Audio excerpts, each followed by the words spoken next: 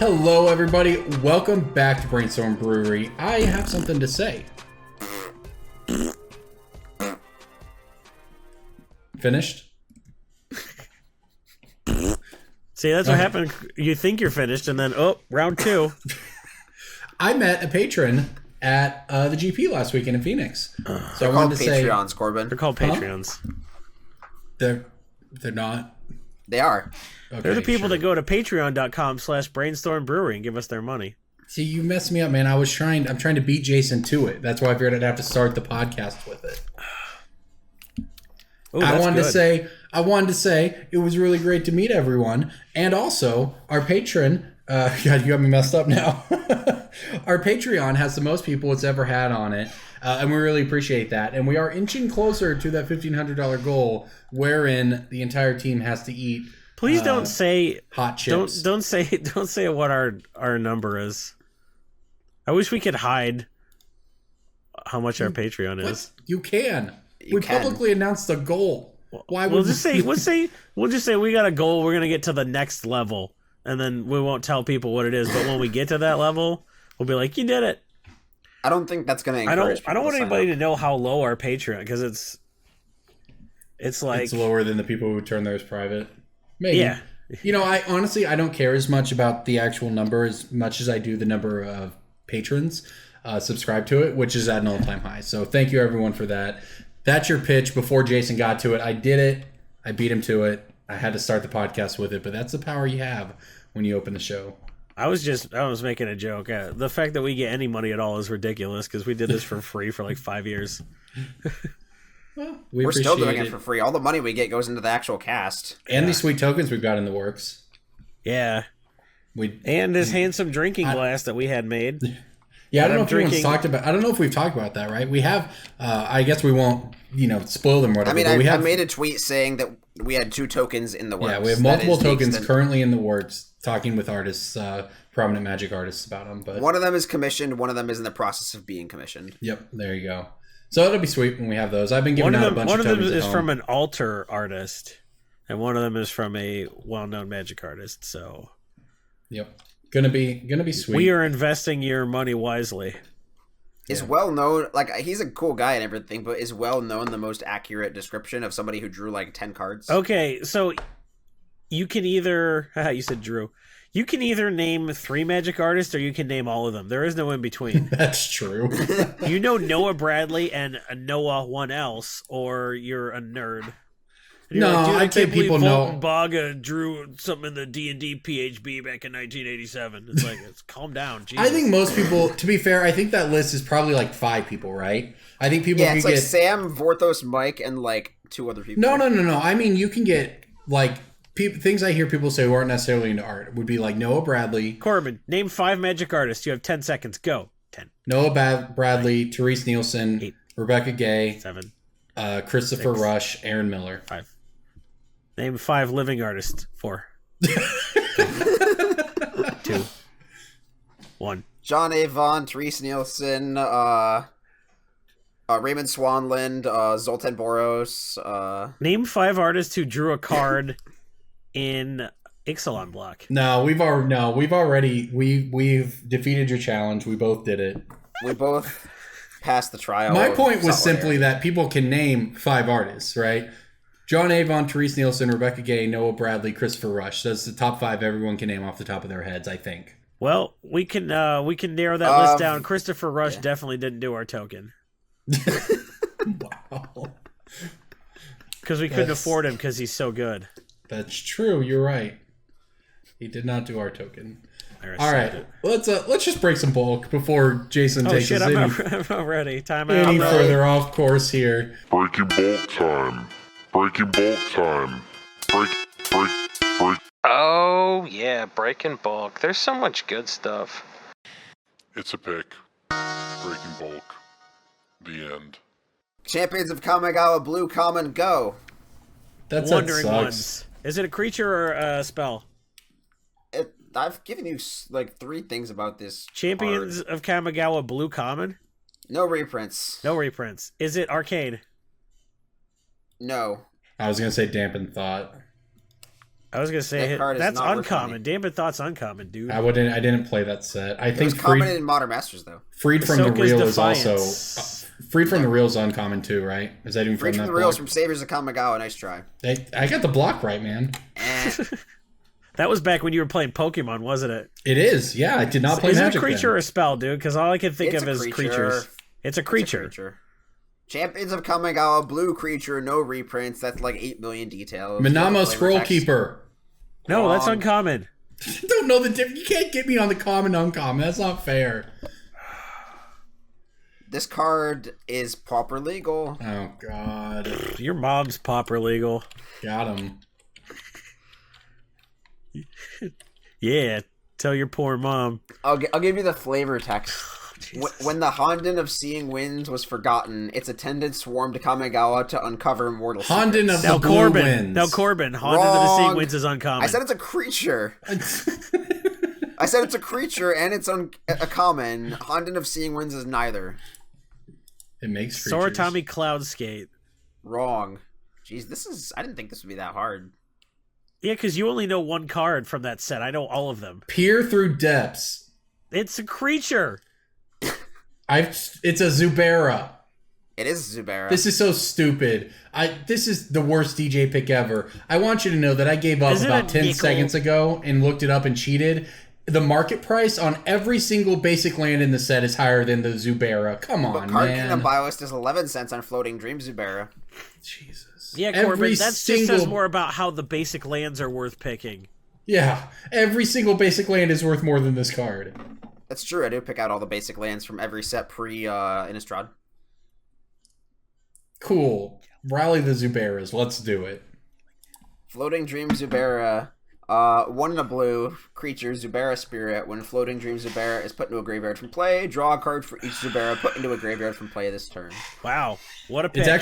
It is actually pretty nuts that the market price is 19 cents and the buy list price is 11 cents. That Card won't Kingdom last will long. pay 11 Wow, cents what a on up to spread. 77 copies. Yeah, What a that's 77 spread. copies they'll buy. Yeah, this isn't that- just like we're missing 2 copies for some dude. They will pay $7.70 if you have 77 copies of these. That just, yeah, I mean, that's fine. It just means they probably sell it for like 50 cents. It tripped in their system. They need some more, and they probably put in for 30 or whatever, right? Or more. 77. Yeah, no, that's great. That's cool. No, but like you pick all those Zuberas because there is a like janky pauper deck. This is a casual card as well.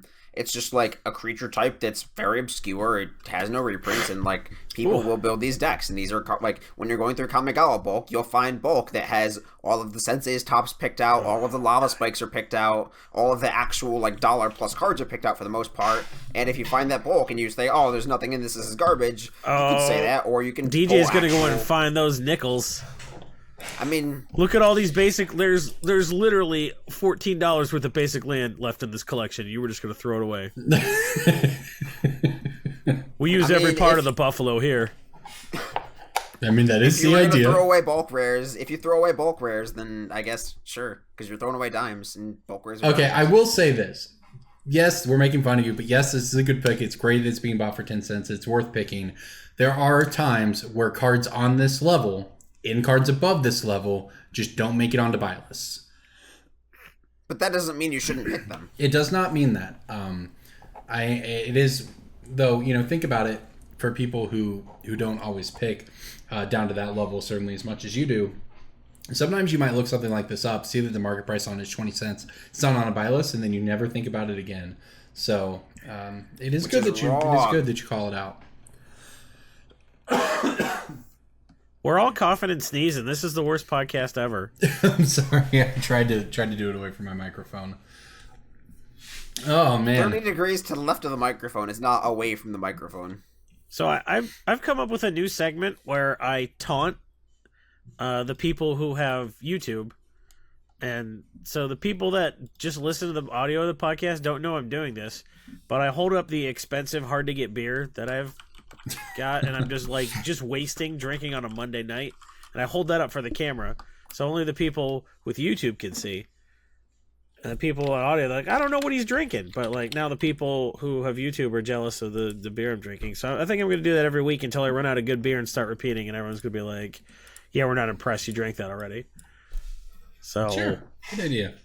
Right? That's a YouTube exclusive, so we're just trying to give back. So if you don't think you wanted to go to YouTube and subscribe to us and finger blast that bell icon, someone in the comments will probably say what I'm drinking, so you can just like read the comments. But you should go and like and subscribe and do all that stuff and give us your $0 support, right? You know, like it's worth something to us to get our page views up. Well, and we just went over 1,000 subscribers on YouTube. Woo! We're gonna do a minor giveaway, and then we're announcing That's we're true. gonna do a bigger, if you're better listening giveaway to this, at 2,000. we've hit 1,000, so we will be doing a giveaway of something. So make sure you subscribe because we'll be, making that happen in the next week or so. At some point in the next week or so. Yeah, and then 2,000 is the next goal for a much larger giveaway. All right, I'll go next. I assume DJ will instigate this, so we'll see if Jason will, though. I have a card from Masters 25, and I say this because this is, a lot of people opening the boxes have these right now or might have these at their store or from their draft or whatever. It's blue, and it is a creature. What is the rarity? I don't know if I can tell you the rarity without giving it away. It's a creature worth money. Is it Curse Catcher, you idiot? No. It's Curse Catcher, isn't it? It is a fish. It's the token. It's the double-sided token. Yeah, it is. There's a so the Reform makes tokens, and there are one-sided Reform tokens, and there's also like a really rare double-sided Reform token. And I'm actually the one. Was that in boosters? Yes. Yeah, it's like rarer than like a specific mythics. I opened like a lot of boxes, and I got like 3 of the double-sided fish into Kraken token or fish into. I don't even know if we opened any because honestly, when we opened our boxes, this wasn't even on my radar. But like I opened 3 of those tokens, noticed that you could not list it on TCG Player, and it made a support ticket, and now you can list that item on TCG Player. It's $5 on TCG Player, and there are exactly 4, 5, 6, 7, 8, 9, 10, 11, 12 listed. That's how rare it is. Well, guys, if you ever want a 9/9 Kraken, you can go to brainstormbrewery.com/store. True. And buy an RK Post design Kraken token. That's true, actually. That says Heavy Meta SVU on it for like no good reason. So go do that. Remember Heavy Meta? Marcel that was a wanted it there. podcast That's 11 the years reason. ago. Yeah, shout out to those guys. Marcel wanted it there. That's all the reason it needed. Corbin, you're specifically referencing the double-sided one, right? Yes, I am. Okay. I don't know if the non-double-sided is worth anything. It's not. Yeah, but the double-sided is worth $5. So. Yeah, last sold listing $4.97 with $0 shipping. Yep. So there you go. Solid. That I won't lie, it surprised the heck out of me. But people have this set right now, so it's worth looking for. I had to pivot because I realized that I was cheating with mine. Why? Was it from a banned set? Yeah. I was like, Shadow hey, More? this has 3. It has 2 Commander printings and then a Commander anthologies. Where was it originally? Oh. Shadowmoor? Yeah, can do Farhaven Elf. Yeah. This card was in Urza's Destiny, and it's a green card. Rancor. Urza's Destiny. Look, I clearly don't know, man. There's Urza's Hammer. There's Urza's, Urza's bottle. Hammer is Legacy. Urza's Erlenmeyer Flask. Yeah, there's Urza's Flask, Urza's Bottle, Urza's Hammer, and what's the other one? It's not a bottle, it's an Erlenmeyer Flask, you Okay, idiot. whatever, man. I Everyone called knows it where I one stand. time, and now I'm taking it out on you. Everyone knows where I stand on this. Jason, what'd you say? It was Urza's Legacy green card? No, Urza's Destiny. It's the Erlenmeyer Flask. Okay, Destiny green card. I get common or uncommon and creature and non-creature too, right? No, you're so good at this. I hear lots of typing. That's Corbin. That's Oh, I'm not looking up your card. I just wanted to look up what the You're other. just looking at boobies. Urza's Gears. That's the other one. Urza's Keys. Yes. Urza's Destiny green card. Creature. Titania's Chosen? No, it's Saga. Embarrassing. You idiot.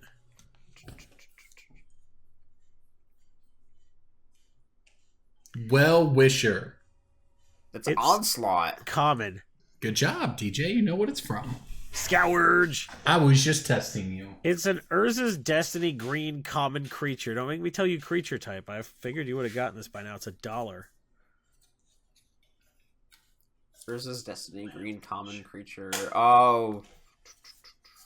It's a druid. It's a 2/1 for 3 mana. Ooh, Yavimaya Elder. Oh, yeah. Did it. I did it. It was me, not DJ. How embarrassing for DJ. This shouldn't be congrats. in bulk, but this Corbin, is in calm bulk. down. Act like you're right more than once. No, he's not. My insult I use against you. I like I know. that you're celebrating after we heard you typing. I was very clear that I was looking up the set symbol because I needed to know about Urza's gears. I'm just looking up if boobs.com is a website. It seems like it probably is. Go to whitehouse.com, Jason. See how that one works out for you. Oh, okay. Boobs.com redirects to bustytube.com/webcam/big-tits. Thanks for sharing, man. I don't think this is movies. I think this is all cam girls. Yes, Jason. That's what I figured when you said that. It's enough. Hey, can you just do the rest of the episode without me? Oh my god. All right. See you in 35 seconds? This girl's... No. She looks like Alanis Morissette. No. Can you guys lend me some tokens? No. I got a double-sided token for you. It's worth $5.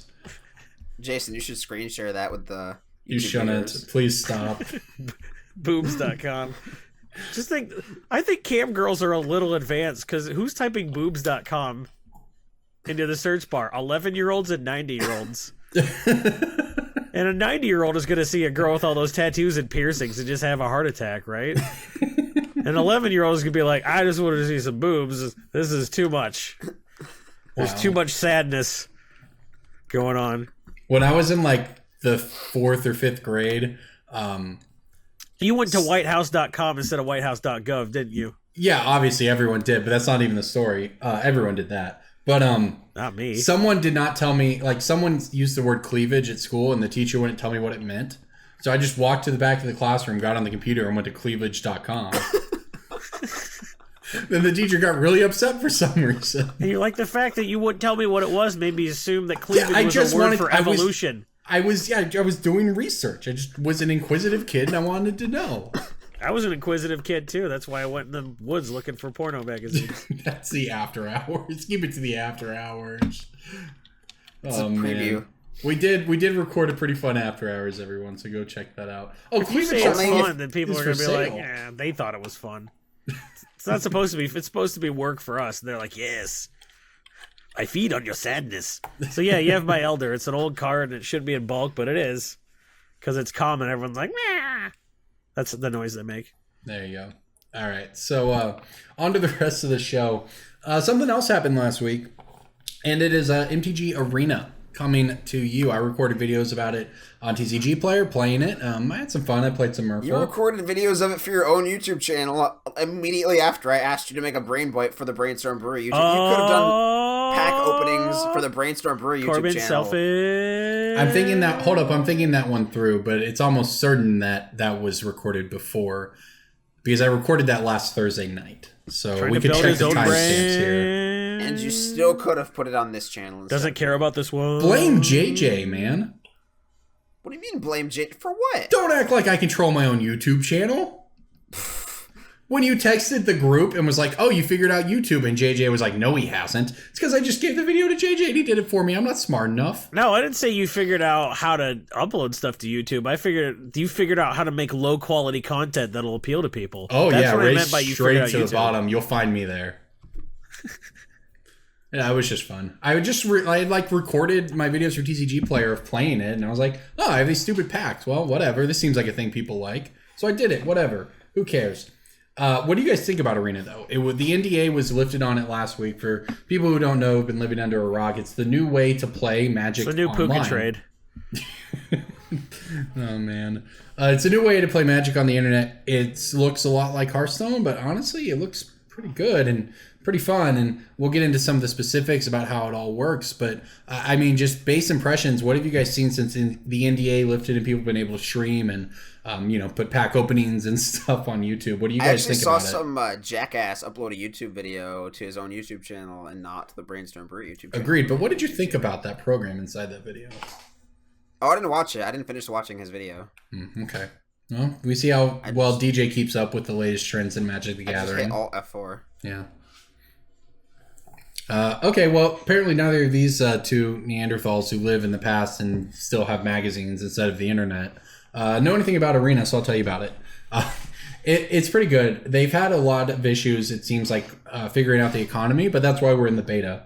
A lot of people are complaining that it's hard to get the cards on there because what they have is a wild card system. So if anyone's familiar with Hearthstone, the way that game works is you can destroy your cards to get dust. And then use the dust to craft the cards you want. On Magic Arena, MTG Arena, they don't like the idea of destroying your own cards, right? They don't want you to, to make your collection, to cannibalize your own collection to build a deck. And I just don't think they want to copy Hearthstone. I mean, maybe, but there's also this thing, you don't want to cannibalize all of your collection to build a deck, and then the deck rotates, and now you have nothing, right? It has this effect where you, it's diminishing returns, right? And eventually your collection is tiny, and then you can't keep up with it, and it requires another influx of cash or what have you, and that's the issue with Hearthstone. And that's how you run a successful game. Maybe that's just, that's one model, right? And that's Hearthstone, and that's fine. Instead, what they're doing with Magic, though, is to get new cards, you get wild cards out of packs, and you can turn that, there's one for each rarity, and you can turn that wild card into any card of that rarity.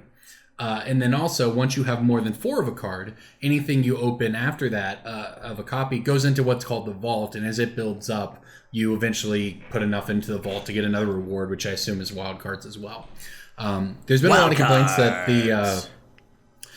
they gave extra packs to streamers, and that's caused a little bit of an uproar because those streamers now have more wild cards and therefore better decks when they're playing, which is kind of funny because it's the beta. No one gets to keep anything that they're getting here, right? It's all going to wipe when the game goes live. People are just so tilted that, oh my gosh, Wizards wants publicity, so they gave streamers, including big Hearthstone streamers, who have giant audiences, access to the game and more packs. So whatever, that's just marketing. Get over it. It's the beta. But overall, I think that we'll see where the line falls on whether or not it's easier or harder or more or less expensive than, say, Hearthstone to keep up with Standard, because I think that's what it basically comes down to. But in terms of just the gameplay, you can get through games so fast compared to Magic Online, just in terms of the number of clicks you have to do. And I'm not going to sit here and show for it because I don't know enough about it. I don't know how it's going to work. I honestly don't see Corbin, how it can not knowing work. what you're talking about has never stopped you from shilling before. I know what I'm talking about in this case, though. It's a lot of fun for basic Magic, right? And I think it'd probably be incredible for Draft when they get there. I don't see how you could get a format like Modern or Legacy or even some Standard decks onto it. There's no way to infinite combo in the program yet. I don't know if there will be. There's a long way to go before it approaches Magic Online in terms of, the ability to play competitive Magic on it. But, it passes the first test in terms of, can we play casually on it for fun? And the answer to that seems to be yes so far based on my experience. Great. Yeah, you guys should probably look into it. I'm sure we'll get some amount of questions over it. As how much money can I make with this game? Well, that depends. Did you make any money off Duels of the Planeswalkers? No. Okay. You're wrong. Did we talk about Duels of the Planeswalkers on this podcast? Actually, no, that's true. That's not true. I did make money off of Duels of the Planeswalkers. One of the first extremely large collections I ever bought was buying out a store owner who gave me a gigantic plastic bag full of booster packs from the Duels of the Planeswalker promo. So he gave me like 45 Scavenging Oozes. Yep, and all the collections you've bought since then from all the people that video game got into the game has made you a lot of money too. So I think it is the answer to why any of us care about this is pretty clear. Duels of the Planeswalkers made my wife play Magic, and then I had to make her deck, so that cost me money. Yep, that's the point. People playing Magic and getting into Magic and making it accessible to the masses is nothing but good for the game and good for us, and that's why it's worth caring about and keeping tabs on where this goes. And the other thing that this We game spent too much introduced. time on this already, man. You're I just agree. shilling. Can we talk about something? The other that thing the matters? game introduced that is also worth talking about is the brawl format, which is, I believe it's 60 card singleton with standard cards. And I've already seen people playing this in paper as well. You guys giving this any thought at all? Yeah, it's gonna be a thing for a little bit. It might be tiny leaders, but It might be. It might be EDH Pauper. Rec is doing all the programming required to like scrape all the brawl lists and keep them separate, so they don't taint the EDH lists. And it's a lot of work. And I got a feeling by the time all the programming's done, the format will have fizzled out. But like Maybe. people are talking about it, and if brawl becomes the thing, I don't know if it makes us any money because it's all standard legal. So it's like these cards are gonna be what they're gonna be. It could drive up the price of some standard cards, but I don't see how. Well, no, I threw a theoretical deck list together, and I might actually put it together in paper using stuff I own because the actual cost of the deck is like nothing. So If Yeah, I this think what format it- ends up being just the tip that gets people to play EDH later, you know, they're like, hey, this is kind of okay, but like, what's EDH like? Then that could be cool. If it's a ramp from standard EDH, which is sort of a rough transition sometimes, if it's sort of like a smoother transition, Yes. that could be cool. Well, also, I think what it would do is not necessarily, you know, it's not going to vastly increase the prices of cards or whatever, but it probably turns more quarter cards into picks, right? Because Maybe. If it's a thing, sure. yeah, and we'll see if it's a thing. I mean, it sounds like I haven't done much with it, but it sounds like there's a little bit of interest. I guess even DJ's put together a list, but we'll see if the it starts one catching on with stores. The advantage this has over Tiny Leaders is it has wizard support right out of the gate. It's a big advantage. Also, it's not going to get solved just like Tiny Leaders, right? And it changes, so it might. it might, yeah, but then it rotates. So that's a thing. I wouldn't be surprised to see them push it more and more. Especially, I mean, keep in mind they just introduced it. The beta's out. I know Sam Black's been talking about it, even about how he's really interested in it. So there's definitely some people on board with it. And as the game, I imagine they're going to end up pushing Brawl Leagues in stores or something like that once the game actually goes live to cross-promote. So, MTG Arena I've already been burned twice when my friends are like, you want to come over and play Brawl? And I grab my Wavebird controller and head over, and I call Meta Knight. Oh, you guys. If you're using a are playing the Wavebird wrong- controller, you better get to play Meta Knight as a handicap. If you're playing Brawl at all, you deserve a handicap. Like, why? Because that's the name of the set, so I could make that joke. I see. Like, Don't negate the premise, you piece you of play garbage. Melee or Project M, where you're an embarrassment to the Smash community. You play Jigglypuff. You're an embarrassment to the Smash community. Hey, I play Jigglypuff. Don't fuck with Jigglypuff. So do I, but still.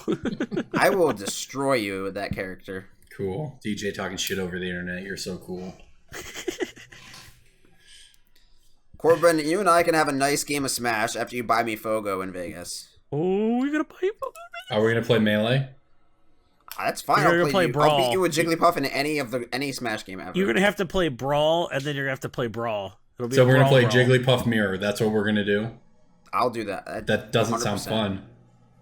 Not for you. Okay, man. You're a big man on the internet today. I get it. I get upset when people mess with my Jigglypuff. Literally said nothing about your Jigglypuff. Whatever, man. I see that you're quite heated about this. So I'm if glad it that makes you you're feel mad. better, DJ, we will play. If you bring Melee, somebody brings Melee to Vegas, I will play DJ at it. Okay. What we should really do is just take on all comers on teams, and we can double Jigglypuff. That sounds like fun. Yeah, think about all the rollouts. Team Jigglypuff. Wombo combo! Now they're Everyone's just both taking- asleep. Everyone's just taking a nap. Yeah, it'd be great. All right. I don't drink, but I will. How about this? I don't normally drink, but if I will What? do a shot, I will do a shot for every kill you get with rest Against you? against anyone. Oh God! Somebody bring it now. Let's kill DJ. That's all we're gonna do. Just drill kick into rest.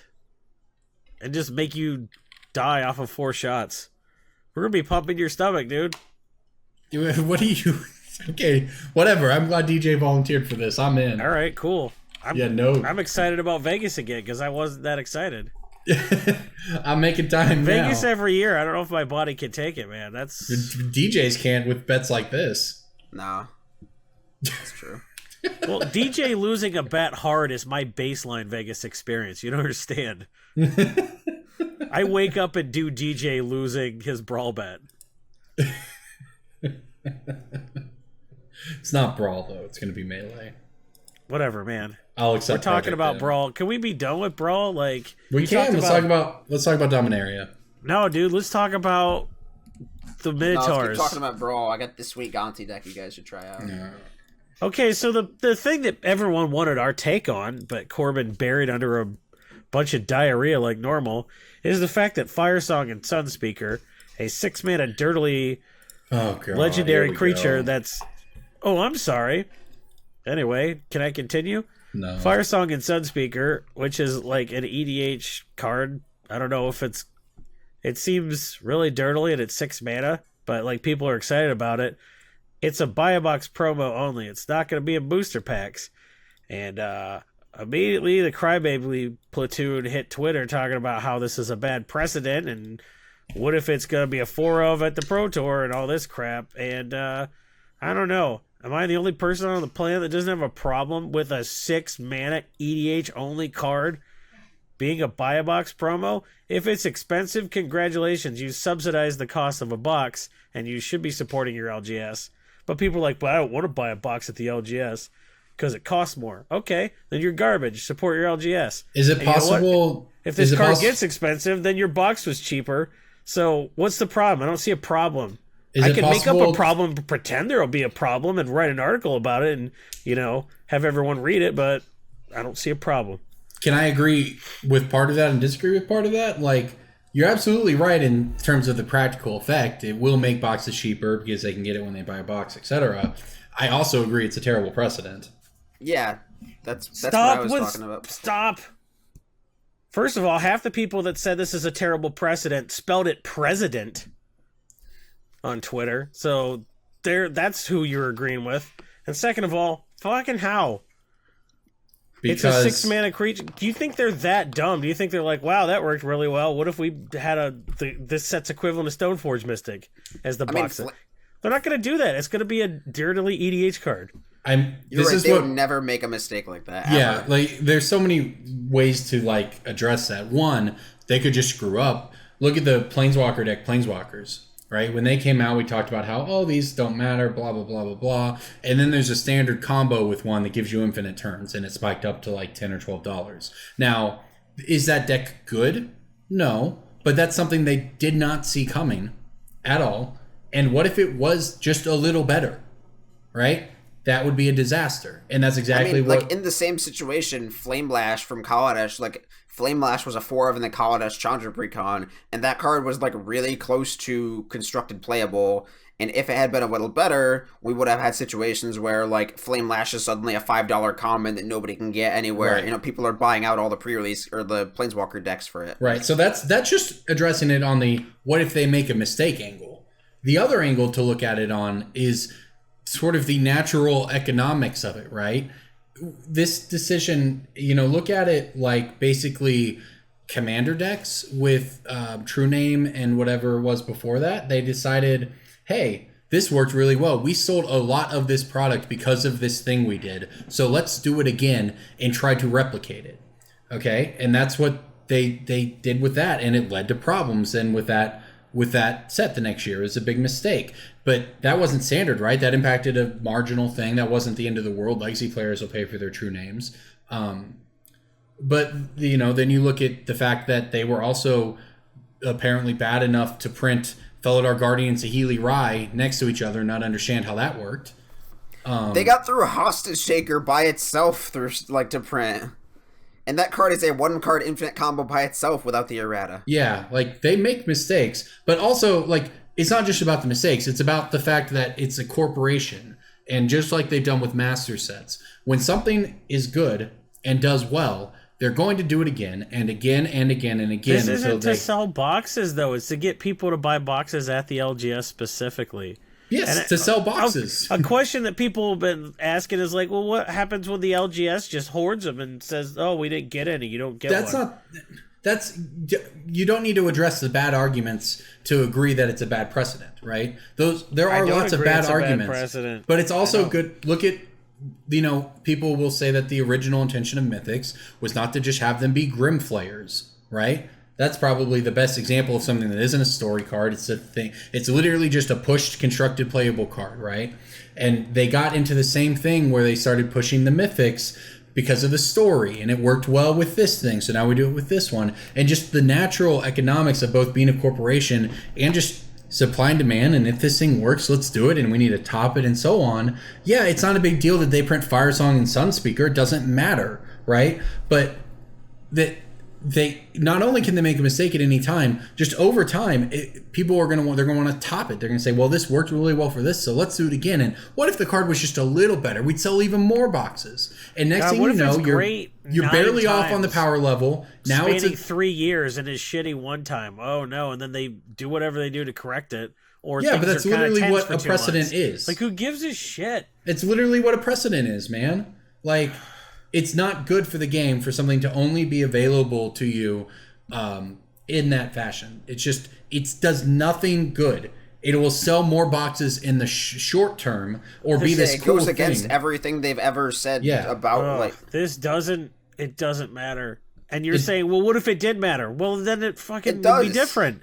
Okay, it would be I different. guess Chronicles didn't matter either, Jason. You're taking the opposite of your approach to Modern Masters 1. People were saying, oh, it doesn't matter how much you reprint stuff. It doesn't matter. No, blah, it blah, doesn't blah. matter because it's a goddamn EDH card. That's 6 mana. It'll never affect Standard. Nobody will ever play this card except for like a few EDH players. You came back and said the precedent is this thing, and that's why this matters, and that's why they have to do it this way. And now you're taking the opposite position. Yeah, it doesn't matter this time. Oh, right. What if my position's different? Not because the cases are different, but because like of some incongruity in my thinking. Good thinking.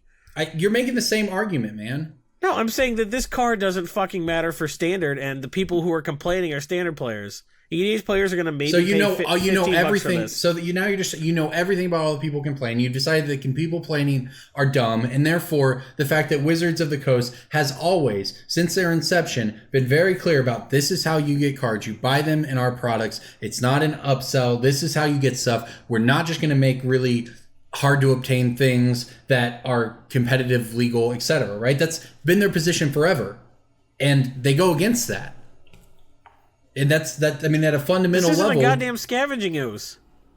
Yeah, this one isn't, man. But Scavenging Ooze was Scavenging Ooze. True Name was True Name. It ruined that year's Commander release, right? Like, there are clear precedents of this already causing problems of this thing, and this is just taking it to another step. Except now they're messing with the biggest thing in the game that matters to all of us, and that is Standard, and how popular the game actually is since the primary conduit is Standard. You guys are right. If they do something completely different and botch it in a way that they clearly have done multiple times in the past year. They need to not botch by making it a fucking 6 mana card that no Standard player is going to want. Yeah, if in 3 years they do something completely different, then your stupid argument was super prescient and you were way ahead of your time with your bullshit slippery slope argument. Trying to defend Wizards' decision making for power level after Saheeli Rai and Felidar Guardian and Emrakul and Copter and Hostage Taker taking the position that they can't mess this up is absurd. They have proven beyond a doubt that they are capable of making mistakes. They just did it with the Plains. They just put an infinite combo into Standard with a Planeswalker deck Planeswalker when they specifically said that those will not be Standard playable. And now the card is expensive because of it. And if that combo was just a little better, it would be $30 or $40 or whatever. It doesn't even matter. They're not even going to do this again because all the fucking whining. So, like, who cares? They did it one time. They're like, here, go support your LGS. And then everyone's like, bleh. So, everyone who disagrees with you is whining. They can't have a legitimate point. Come on, man. Have you met Jason? Have you read what people are fucking saying online? Jesus Christ. Yes, some of the people will have shitty arguments, but not all of those arguments against the card are shitty. It feel like doesn't the argument matter. CJ They're and I never laid gonna out do are this not again shitty. because all the fucking bitching. Like one LGS is gonna like be short somebody, be like, "We're out of promos," and then they'll find it on eBay. They'll Jason, make a you're huge taking the Reddit worst post about it, and then Wizards will be like, "We're never doing this again." So You're it just taking the doesn't worst matter. arguments, man. You're taking the worst I'm not arguments. making the worst shitting on argument. This them. is exactly what always fucking happens. People are already shitting on it. It was a fine thing they did, and everyone's like, "Well, what if it weren't fine though?" And so it's never gonna happen again. So like, why talk about it? You're the one who brought it up, man. Because it was more worth talking about than fucking Arena. We were talking about Dominaria, bro. You were talking about Arena. We were talking. I don't need to relitigate this. People can go listen to it. We were talking about Dominaria, and you said this is what people want to hear about. So you asked us our opinions, and we told you. And you're wrong, so let's move on. This is Dominaria related, so that was a great transition into the rest of Dominaria. That's true. What do you guys think about the rest of what we've seen now that they've revealed? I think since we've talked about it, they revealed the legendary art, the border, I guess, the frame on the cards is different for the legendaries. We've seen this really vertical art design on the That's a sagas. bad precedent, guys. It's not worth It's a bad talking about. precedent. Jason's just so salty. He's gonna bring it back up every chance he gets. Jason never got his Puka points, so therefore. I want to Yeah, and actually look talk what about happened the to set. Pucatrade. Is anyone else actually excited about the set? Because This I set's kind a of good am. set, dude. I play EDH. Every fucking card in this set's for me. Yeah. What do you think about the legend? Well, I mean, this matters a lot for EDH. And what do you think about the legendary border? I think it looks sharp. You like it? I think people that like I'm design very hate it. indifferent. I don't hate it. People that like design hate it. So, It's a wavy at the There's top. that. That's basically the difference, right? And it's a little dude, cut I just out. remember all the people that said they were gonna quit when they changed the border in 8th edition. Remember that? Remember when the game was dead? So I didn't play then. I'm not 38 or whatever, but I do agree with you that this is a dumb thing. I think it looks fine, but Fine is about the app. Like I'm very indifferent. It's not. I don't hate it, but I don't think it's amazing, and I don't think it was necessary. But it also doesn't outwardly suck. So I think it's interesting because it's not immediately unlike. So when they've done other new frames in the past, it's been with a new mechanic or something. For the most part, I think that's pretty much exclusively true. I'm sure there's a few examples otherwise. but they did that dumb tombstone for unearthed stuff, and like miracles too. They Yeah. have used frame alterations to justify. Right, but that's what I'm mechanic saying, change. right? Miracles were I know. Miracles were a new mechanic. The tombstone, I mean, that's pretty easy to draw to your graveyard. It's pretty difficult to make the connection between wavy lines and legendary. Right? Like, I'm sure 10 years from now it won't matter because everything that's been printed has been reprinted and so on, but not that I guess it matters for gameplay, but if I were just looking at this and I didn't know, I would just be like, I'm not sure how I'm supposed to tie this frame to legendary things without just knowing that. Right. Not that it really matters, but it's just changing the frame on legendaries was an interesting decision they made. well, who knows if they're gonna do it from now on? It could just be for this set. That's Nobody true. knows That would be anything. weird, but yeah, it could be. Well, they changed the frame for the Azuri in the last duel deck, so theoretically it is going to impact cards that are not in Dominaria. And they went, and they started using the color indicator on certain cards later on too. So like you said, But I'm don't sure it'll all worry, be fine someone- eventually. But As soon as everyone decides it's a bad president, then yep, they won't do it anymore. So it's fine. Don't worry about it. Good point. I don't know. We're seeing more of the art. It seems like they're doing a lot of callbacks to original Dominaria, which doesn't mean anything to me, having never played it, but it's pretty cool. Oh, the original Dominaria set. Yeah, I remember it well from my childhood. Yeah, right. Every set from your childhood. Yeah. This is the most interesting thing about the set, and there's honestly there's not the slow trickle of cards for us to talk about like usual since everything just got dumped on us. But one of the things I think is just interesting is just how impactful this is going to be. I mean, this set with Garfield working on and everything is probably the most hyped since. I don't know if I should say most hyped. They hype everything, but for a lot of players, basically since Innistrad, just because that's the last set Richard This is a Garfield worked reason to on. come back to Magic if you've quit, right? Right. Yep. Yeah, but then the fact that it all just got dumped at once, and they don't get to have the 2-week buildup where it's all anyone's talking about, it's just going to be devastating, I think. I think it'll be masked by how well this set sells. That's certainly possible. So we'll be free to theorycraft about how well it could have gone. Yeah. If some stupid intern hadn't been an idiot. Yeah, but basically what true. Yeah, it is. It's just kind of disappointing, I guess. It is such a hyped thing, and it's just sad. It's just kind of disappointing when you get the whole thing dumped on you the way it was. And I mean, they did publicly say that the new Phyrexia Godbook leak, back when that happened, and the whole set just got dumped online overnight, a month early. That they said publicly that impacted sales, and you have to assume that this will do the same. Just unfortunate. They still have enough that they're holding back, because they today released a Mythic Saga that's cool. So there's stuff that they've still got. Wait, so what like did they they're show not today? Was it the White Saga? Yeah, Was the White Knights? Saga. We knew that one already. Yeah, we knew that one already. We didn't know it was Mythic, but oh, was that one that was already on the thing? Yeah, that's the thing that's the one good thing, right? Without the card art being spoiled, people have mostly forgotten what was Oh, that was History of Benalia. Yeah, most people have everyone assumed it was uncommon, and now it's mythic. Woof. Yeah, exactly. Yeah, most people have Tree of Redemption forgotten about Tree of Redemption is the worst president. True. It's the worst president since Trump. Tree of Redemption. I am excited about 2 uncommons from the set, though. Merfolk, right? No, actually. History of Benalia, that's a really good uncommon. Yeah, it's a great uncommon, right? Wizard's Retort is what you're going to say, and Wizard's Lightning. Yep, that is correct. It's a counterspell if you have a wizard, and a lightning bolt if you have a wizard. Corbin, can you verify that you didn't put that in the show notes so people don't think that I read it out of the show notes? Everyone knows you don't look at the show notes, Jason. That's a good point. Yeah. I think that Wizard's Retort will be playable in Modern. I think it's gonna. I mean, Merfolk's talking about it in the sideboard because you have several wizards in that deck, and the Lightning Bolt card, Wizard Tribal and Standard is going to be fun. Whether it's good or not, we don't know, or whatever. But Soulscar Mage is a wizard. Don't you have Oppressive Will or whatever in Merfolk already? Oppressive Will is not the one you're thinking. Unified of, Will. Unified Will, yeah.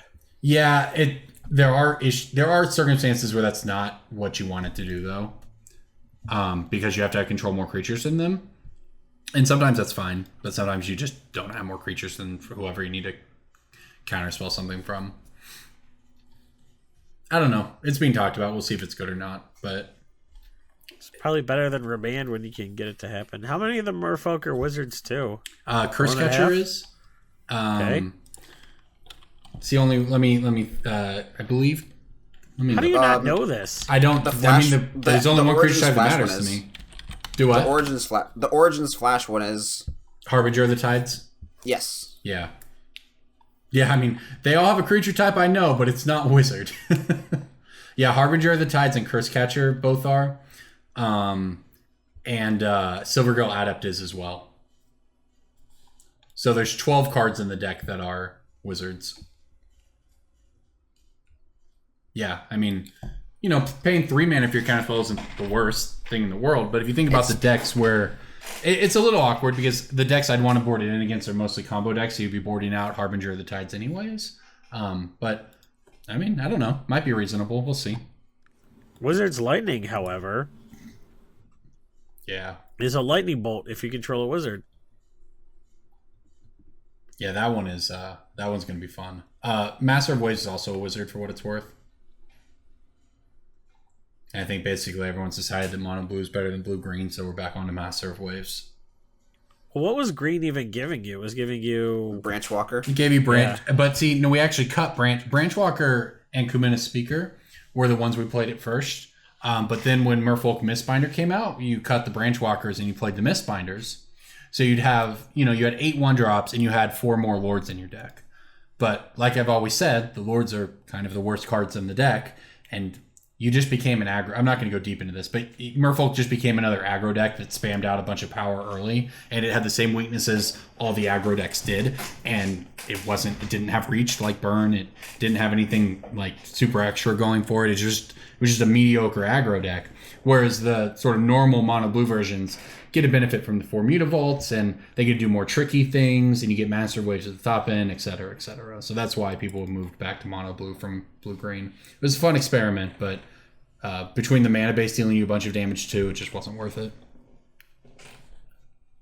All right, anything else from the set have you guys excited? I know we talked about the land cycle last week. Yeah, like 30 cards. You're like, hey, you got 2 seconds to talk about the set. Every legendary creature. Potential commander. Do you think because of the border on these, it will hold a... do you think that matters to people? And No. You don't think so? Do you think it'll matter to if people? you think it's going to be this way going forward, then there's never a version without that border. Right. I'm saying, though, do you think that... I guess the question is, with your expertise in the area and the community there that you have insight into, if people are excited enough about it, do we think it matters when a reprint of a previous commander comes out with a new border? I think it'll be personal preference, because I think it'll be a 50-50 split. Okay. And I think it'll be a wash.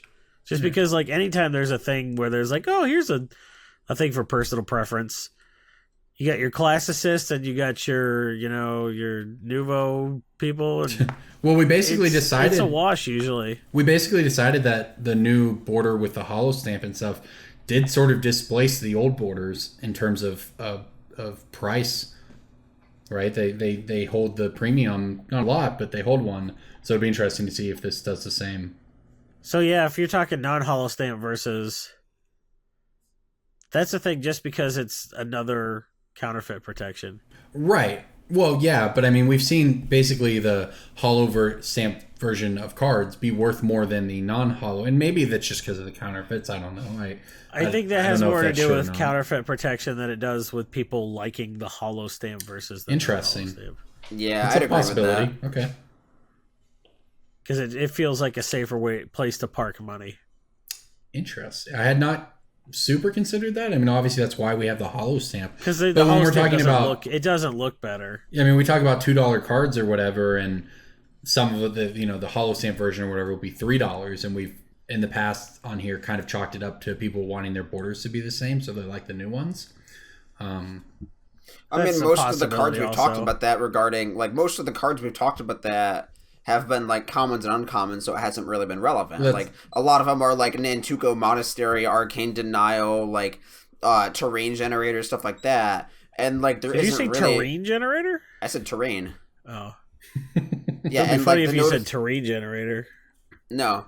And there's not really a noticeable difference in holo stamp between, like, $2 and $3 rares, because they're $2 or $3 rares. Nobody counterfeits them. Right. But when it comes to, like, the higher end stuff, it does have a little bit of a difference, I think. Okay. I will say I'm excited about this, and this could be financially relevant, actually. Steel Leaf Champion. It's the triple green 5/4 that can't be blocked by creatures with power 2 or less. So mono green Stompy is a deck in Modern. Maybe it's even a deck. Because we got Llanowar Elves. Yeah. So you can actually play this on turn 2 in Standard. They're definitely making a push towards mono-colored stuff, it seems like. But mono green Stompy is a deck in Modern, and it has, and we've seen this a lot, where something comes along to push a budget deck to a more playable tier of competitiveness, like Ponza, for instance, and it makes Tireless Tracker spike like crazy, or Utopia Sprawl go nuts. If Steel Leaf Champion, and it's almost certainly going to be played in that mono green Stompy deck, which is, it's mono green Stompy, it is what it is, but it can kill people on turn 3 or 4. It could definitely push stuff up like Strangleroot Geist or Garrick's Companion or Aspect of Hydra. Yeah. I will say that's... Now, the Steel Leaf Champion, it's there's a special border. Yeah, it's a game day. The game day, which is a bad precedent. Yes. It is. That's terrible because it's also in normal packs. But anyways, I just wanted to know that's kind of the sneaky under the radar. May not matter, but if mono green, I think all those shows stupid up, 3-mana things. We haven't seen the black one, but the blue one's pretty sneakily pretty good. The goblin's pretty nuts. It's a 3/3 first strike for 3. When it enters the battlefield, it deals 1 damage to each opponent and each creature and planeswalker they control. Yeah. That's kind of push, man. I kind of like that. Yeah. And goblin seems like a real thing. Yeah, I mean War Chief as well, and Siege With Gang the Commander. War Chief and the Siege Gang Commander. Yeah, and Squee. Squee's a very important goblin in that deck. It's a lot of 3-drops, but yeah. But you're probably right. You play Squee and Goblin Barrage. So I don't know, man. Goblin Grenade reprint incoming. And it seems like Standard will be... There's a lot of interesting cards in this set. But yeah, it seems like some stuff that'll have some effects on older things as well. But my pick currently with what we've seen for, just the out of left field shot here is Mono Green Stompy in Modern is one SCG top 8 away from spiking a bunch of those cheap cards. You buy, a decent little amount. Are you going to play Merfolk Trickster? Probably. Yeah. It's the 2/2 flash for 2. Whenever it's the battlefield, tap our creature and opponent controls, it loses all abilities. Deals with a lot of things. For instance, it kills Tarmogoyf, it turns it into an 0/1. But also it just, it stops. How does turning into 0/1 kill it? Because it blocks it. Like it's a I flash. see what you're saying. You just the Tarmogoyf goes from being a 5/6 attacking you to a 0/1 attacking you, right? Like you usually just kill it at that point. Yeah, you sudden spoiling it. Yeah. Even if they kill your Trickster after you play your Trickster, but also it prevents them from sending. Or it turns their creature into 13/13 with no -X/-X. So that's good. That's that's also true. But what it does against that deck is it comes into play on the end step and taps it down. I mean, I think it's good enough to play a couple of them at least. Something has to. The deck only has so much room or whatever, right? Were you playing Harbinger of Tides before? Yes, you play 4 Harbinger of the Tides, and it's very good. And you probably play a couple of these alongside it because you make combat really difficult for your opponent because not only do they have to consider, do I attack with my creature and get wrecked by Merfolk Trickster or Harbinger of the Tides? They also have to consider, if I attack with my creatures, what if they then have whatever, and then they just tap a creature on my instep with Merfolk Trickster and swing at me in alpha. And smash me on the swing back. It just messes up a lot of math.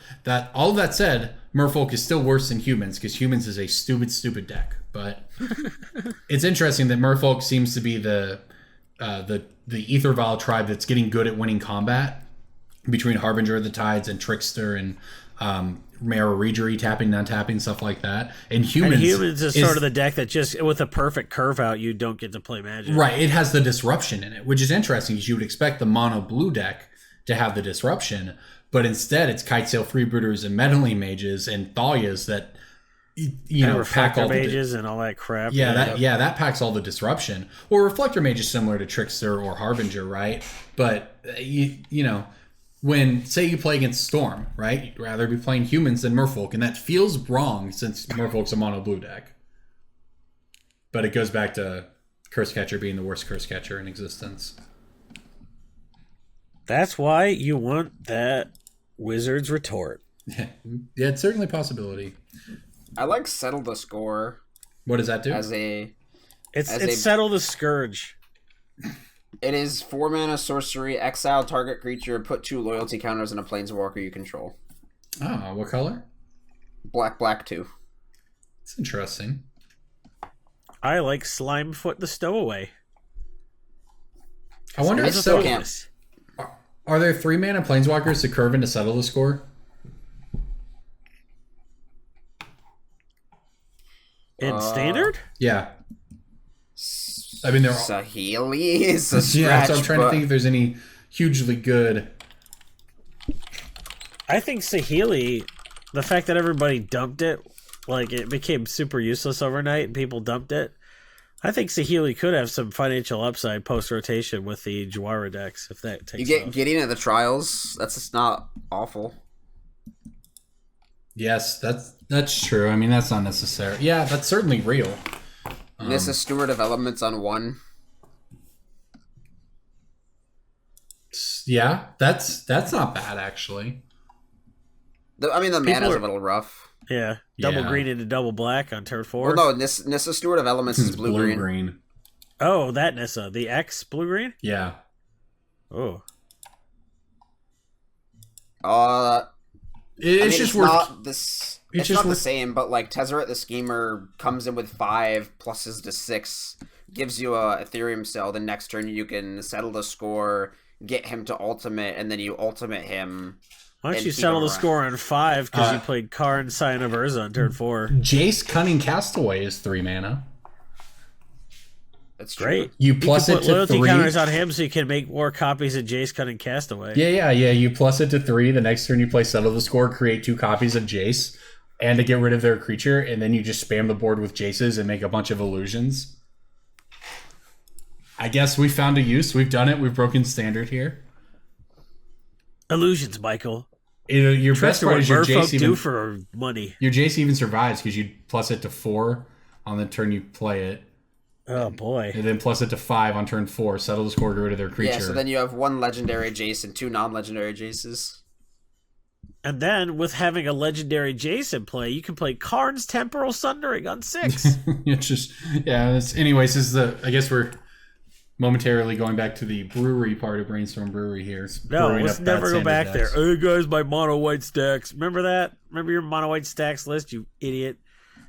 It's red white, bro. It evolved over time. All right, let's get some picks of the weekend before we get out of here this week. Who wants to go first? Pick of the week, pick of the week, pick of the week. Time for the pick of the week. Great, I'm in. My pick of the week is quitting Magic because Firesong and Sunseeker is a bad president and it's going to ruin the game forever. Make sure to sell your So, cards to us, though. Make sure to sell your whole collection and invest in Kleenex for your tears. I've got one here that I'm actually. It's kind of surprising to me, actually, that it's making the rounds here. But Zendikar Resurgent, 7 mana enchantment out of Oath of the Gatewatch. It's one of those that we penciled in when it was printed. 2 years ago now. Yeah. In Oath, it with 7 mana enchantment. Whenever you tap a land for mana, add 1. And then whenever you cast a creature spell, draw a card. We're like, oh, it's a mana doubler. It'll be worth money one day. And it's interesting that at its low it was 40 cents. It basically peaked at 90 cents. And yeah, okay, you're sort of. I have a bunch of these in a box. You're getting there, right? And then it gets got a reprinted. Swift kick in the nuts. It gets reprinted in Commander 2017, but this is what's fascinating, is that the Commander 2017 version is $2.50 market price and climbing. Now, this might be a mess up on TCG Player, right, in terms of the things, because it is available there for $1.50 or $2 after shipping here. But yeah, it's just kind of fascinating to me that the original version is actually climbing over the past couple months up to over $1, and the market price actually exceeds the average listing price at this point. So if you subscribe to that theory, where we say when those lines converge, it seems like a card is on the way up. But even after the reprint, the card seems to be on the way up. It's more expensive now than when it was reprinted. The last both sold versions. listing for Commander 2017 Zendikar Resurgent is $7.99. Was it a there's foil? somebody on this. No, there is somebody on this earth who's likely allowed to vote, who paid $7.99 for a near mint non-foil Commander 2017 From his own store? Do you think it was with in- the market price? Do you No think way. do you think it was an altar or something? No, that's a possibility. I don't know how Dude, those I think reflect. somebody's monkeying with something. I think somebody bought it from themselves to monkey with something. An altar is actually the most likely, or some sort of listings with photos option, because that would show up under that area. So I think Corbin's onto something where it could have been either an altar or a signature or something to that effect. That explains why the market price on it's so much higher, but it doesn't explain why both versions of the card have been climbing despite the reprint, right? So the only thing I can Dude, Zendikar Resurgent is just stupid. Yeah, I mean that's the only thing I can take from that is that it actually is climbing for a reason. And that's why it's my pick of the week, right? Because it seems like there's some progress behind it. I don't know if Oath of the Gatewatch is finally just old enough, or it got reprinted and actually got in front of people because they're not traumatized from how bad BFC block was. It's $1.30 $1.30 versus $1.50 for Commander 2017 on Card Kingdom. So it's like it's over $1 in both versions there, but they normally charge a little more. Oh, Yeah. I think I figured it out. Okay. So if you filter by TCG Direct, there's only one seller available, and that's Plus EV Games that has 59 copies of this card listed at $7.99. So somebody was filling out a direct-only cart, and so they were willing to pay just $7 extra. Yeah, they didn't even think about it. Or probably. they just didn't notice that they got exactly. gouged that bad. Yeah, that's a possibility. Interesting. Wow. But regardless, it seems like all versions of the card are at least on the way up. And this is the point of the year. We talked about this in the past. The first, 4 to 5 months of the year are when cards really take their yearly annual climb. So it seems like tax season. People get those refunds. This could be the start of Zendikar Resurgent doing that. I mean, I guess it technically did it last year too when it went from 50 cents to 70 cents. But if it doesn't get a reprint again, it might end up continuing to take that jump. Foils of the Oath of the Gatewatch version are also $5 right now. That's because it didn't get reprinted foil because it was in a commander deck. So I'm saying if you believe any of it, right? If you believe that this is worth picking up and that it isn't just weird listings, it's actual movement behind the card, well, maybe consider the foil version as well. And the foil version has way less reprint risk than the non-foil. Right. Because I bet this gets reprinted in non-foil again. I think you would be in foil. At $5, that is a $12 card easy. Yeah, I mean, we'll see. I mean, it's climbed a little bit in foil. It's not exactly mana reflection, true. Right. But it's real good. Yeah. All right. Who's up? Well, I mean, look at its EDH rec metrics. It's in 12,000 decks. Is that a lot? Yeah, it's a lot. Okay, there you go. Next. Your own decks? All right, go ahead. Yeah. I've got a Pauper card, to the surprise of nobody. Ugh. So is it a Zubera? It's not a Zubera. It's a bird. A bird? Yep. If you want to guess it, I won't stop you. Nope, it's not Battle Screech. So there's a lot of Pauper cards lately that used to have been available for like 10 to 15 cents from relatively recent sets, and now they're suddenly $1. Fairy Miscreant is actually the most recent culprit of this. That card is actually like $1 straight. Yeah, I've noticed that. Isn't that a 2/1 or something? It's a no, it's a 1/1 flyer. It's a 1/1 flyer for 1 mana. It's a flying man, but it draws you a card if you already control a Fairy Miscreant. Oh, and it's nice. really good with Spell Sorter Sprite and Delver, which is sort of just agreed upon as the best deck. Well, it also kind of goes into some modern decks, like some builds of fairies, but also just like weird little mono blue flash decks that tempo you out. So it's got not a lot more, but a little more than Pauper going for it as well. And so one of these, like, because not even 2 or 3 months ago, you could find 55 Fairy Miscreants on TCG Player for like 10 to 15 cents a piece. And if you happen to buy a bunch of them and now you're buy listing them at 50 cents, that's pretty good. One of the cards I've noticed that is probably going to follow the similar trend is Glint Hawk. It's 1 printing from Scars of Mirrodin, so same amount of copies out there as Galvanic Blast. 1 mana 2/2 flyer. When it comes in, you have to sacrifice unless you bounce an artifact.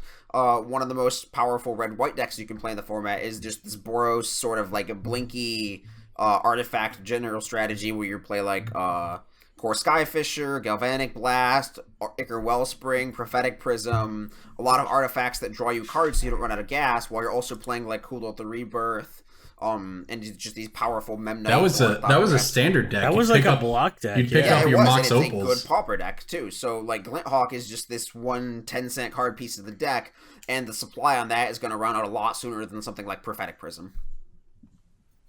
All right. Yeah, you look at the 1 printing cards, I guess, and stuff like that. Yeah, I mean, like, if Fairy Miscreant can reach $1 as a Origins common, then Glint Hawk can sure as hell reach $1 as a Scars of Mirrodin common. Wow, that's ballsy. All right. What do you got, Jason? That's a break and bulk pick. That is That is a good breaking ball pick, actually, for a Miscreant. I am banking on people being as excited about Jwara the Gitu as they said they were going to be before it was printed. Everyone's like, give us our blue-red artifact matters. Blah, blah, blah. Well, we got it, right? We got a commander that says, hey, when you play a historic spell, draw a card. So it's not just when you play your artifacts, it's also when you play sagas. But also planeswalkers. I think... Right? I believe that is what constitutes. Oh, yeah, because legendary permanent. Yep. Or legendary planeswalkers spell, are historic. Yeah. Yep. So, we got a commander that draws you a card every time you play an artifact, and I think people are going to play eggs. I think everyone's talking about Juara, but just playing just a big combo thing where you just play a bunch of eggs and just like draw your whole deck. One card I'm seeing popping up in a lot of lists, including one that I brewed independently of everybody else, is Helm of Awakening. It's a Visions rare. It's $3-ish. 2 mana. All spells cost 1 generic mana less to play. You reduce the cost of their spells, but guess what? You're going off this turn. You're going to win the game. Who gives a shit? It's a Visions rare. Do you think that there are none of these? does the fun factor come into play here at all? Yeah, that's what I was going to ask. Like, I think this sounds is a miserable. good pick in general, as a, like you said, a Visions rare that there's none of. But I think there's I think a significant portion of people building this deck, if they choose to build it this way, will get to play it once or twice, then never again. Well, okay, I mean, that doesn't impact Jason's pick. I'm not anticipating people playing this deck. I'm anticipating them buying this card when Juara comes out in their booster packs. Yeah, I don't disagree with Jason's pick. I just... This goes to $10 and then it levels out at like $4, just like Squandered Resources when Get Wrong Monster was printed. No, guess I agree. what? People aren't really playing Get Wrong Monster decks because everyone hates them out. But guess what? That was a real predictable 25 cents to $10 to $5. Yeah. This goes $2.79 to probably $10 to probably 4 or 5. Yeah, Doesn't matter. agree. You're gonna make a lot of money if you just agree. get on these now. It's actually interesting too. This is because, free money. Yeah, and one of the good best parts about this pick of yours here is that at the beginning of 2017, the card was under $1.50. It's basically doubled since then and leveled off. So it's not exactly a second spike sort of thing, because it was kind of a gradual buildup rather than a spike. But some of the same principles will apply where. Well, if it went up at all, that means all those cheap copies Right. were ferreted out, because you're not going to pay $3 if your LGS has it in the case for 80 cents. That's what I'm saying, exactly. So yeah, does seem pretty primed to go crazy if people are into that, or just Plus in the general. I supply's mean, it's a low Visions online. rare that's already been climbing. Yeah. Yep, because I already looked. The supplies were low. All right, there you go. All right, everybody. I mean, I think Semblance Anvil is sort of the same logic, but Semblance Anvil, there's so many of them. Like, why would you not just Cloud Key. Cloud Key too? Yeah, Yeah. All right. like the whole deck. You know, I think Aetherflux Reservoir goes up because of this too, because I think you could just win. That seems Turn like you a go fun- off with that. That's a fun way to win. And Aetherflux Reservoir is a shitty way to win, but like it goes in a lot of decks. Yeah. All right. Well, anything else you guys want to say before we get out of here this week? All right. Well, there you go, everybody. I hope you enjoyed this episode. It was kind of fun. We got to talk about we went all over the place with this one. That's for sure. Probably because we recorded some after hours beforehand that you can find in the next couple weeks coming to you if you're at the appropriate Patreon level. And if you're not, get your life together and be right. like, hey, what if I supported the stuff I liked? Join the 253 people who are patrons. I know we have a lot more listeners than that. We do see that we do have the listener numbers. It's a lot more than 253. So whether you've finger blasted the bell icon, Woo! yeah, Whoa, we have to 275 patrons? No, listeners total. yeah, Oh, right, yeah. Whether you finger blasted the bell icon or support us on Patreon or just listen to the show, either way, thank you. This is Brainstorm Brewery, and we'll be back next week. I've probably